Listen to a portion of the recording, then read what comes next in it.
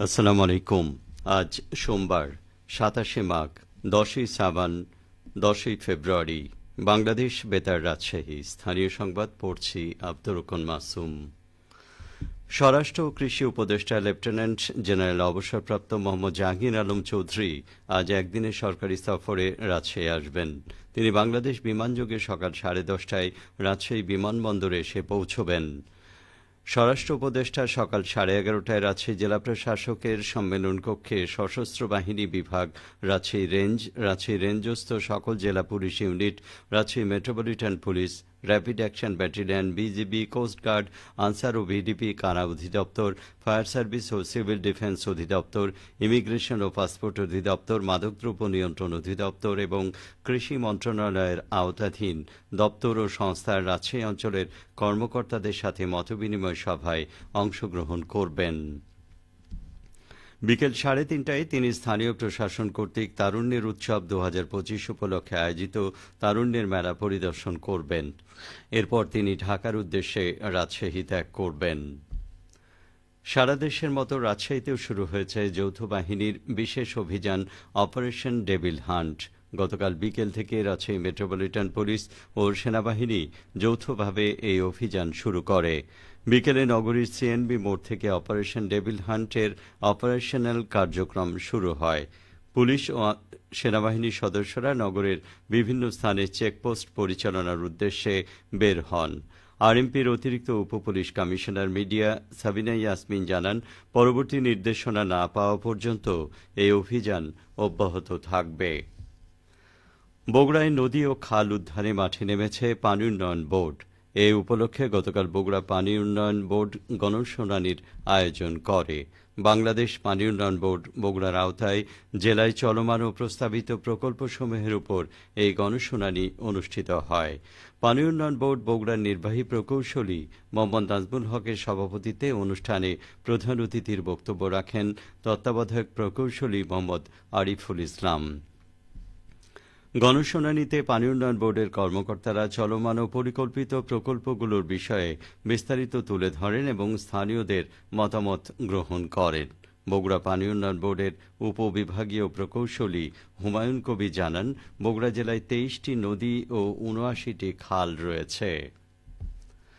বগুড়ায় BNP chairperson Begum Khaleda জিয়ার রোগমুক্তি, সুস্থতা, দীর্ঘায়ু কামনায় দোয়া মাহফিল ও শীতবস্ত্র বিতরণ করা হয়েছে।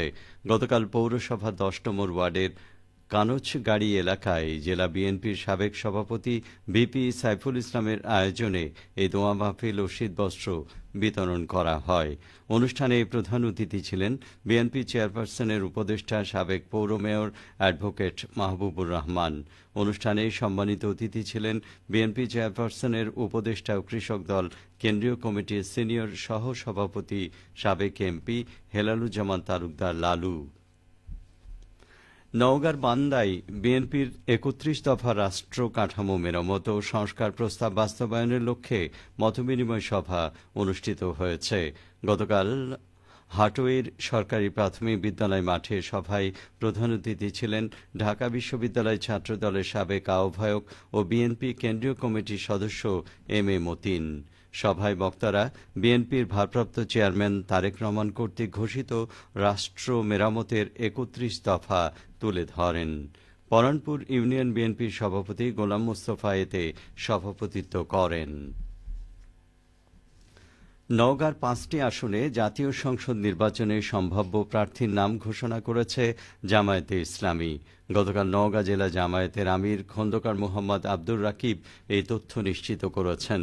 তিনি বলেন, কেন্দ্রীয় সিদ্ধান্ত অনুযায়ী দলের সংসদীয় মনোনয়ন বোর্ড জেলার নিয়ামতপুর, পোরশা, সাপাহার উপজেলা নিয়ে গঠিত নওগাঁ 1 আসনে জামায়াতের কেন্দ্রীয় কমিটির কর্মপরিষদ সদস্য অধ্যক্ষ মাহবুবুল হক, পত্নীতলা ও ধামুরহাট উপজেলা নিয়ে গঠিত নওগাঁ 2 আসনে জেলা জামায়াতের নায়েবে আমির এনামুল হক, মান্দা উপজেলা নিয়ে গঠিত নওগাঁ 4 আসনে জেলা জামায়াতের আমির খন্দকার মোহাম্মদ আব্দুর রাকিব, সদর উপজেলা নিয়ে গঠিত নওগাঁ 5 আসনে জেলা জামায়াতের সেক্রেটারি সম সায়েম, রানীনগর ও আত্রাই উপজেলা নিয়ে গঠিত নওগাঁ 6 আসনে আত্রাই উপজেলা জামায়াতের আমির মোহাম্মদ খবিরুল ইসলামকে সম্ভাব্য প্রার্থী হিসেবে ঘোষণা করা হয়েছে।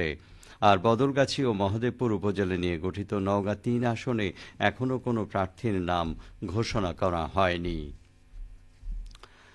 অনূর্ধ্ব-১৭ বালক পর্যায়ে জাতীয় গোল্ড কাপ ফুটবল টুর্নামেন্টে রাজশাহী বিভাগীয় পর্যায়ের ফাইনালে চ্যাম্পিয়ন হয় নাটোর জেলা দলকে সংবর্ধনা প্রদান করেছেন নাটোরের জেলা প্রশাসক আসমা শাহীন। গতরাতে নিজ দপ্তরে খেলোয়াড়, কোচ এবং দলের সংগঠকদের সংবর্ধনা প্রদান করা হয়। এর আগে গতকাল বিকেলে রাজশাহী সরকারি শারীরিক শিক্ষা কলেজ মাঠে ফাইনালে নাটোর জেলা দল টাইব্রেকারে ৪-৩ গোলে সিরাজগঞ্জ জেলা দলকে পরাজিত করে চ্যাম্পিয়ন হওয়ার গৌরব অর্জন করে। সবশেষে আবহাওয়া। আজ সকাল ৬টায় রাজশাহীতে তাপমাত্রা ছিল ১১.৬ ডিগ্রি সেলসিয়াস। সেই সময় বাতাসে আর্দ্রতার পরিমাণ ছিল ৯৭%। রাজশাহী ও পার্শ্ববর্তী এলাকায় আজ সূর্যোদয় হয়েছে ভোর ৬টা ৪২ মিনিটে, সূর্যাস্ত সন্ধে ৫টা ৫৬ মিনিটে। সংবাদ শেষ হলো। আমাদের পরবর্তী স্থানীয় সংবাদ দুপুর ১২টা ১০ মিনিটে।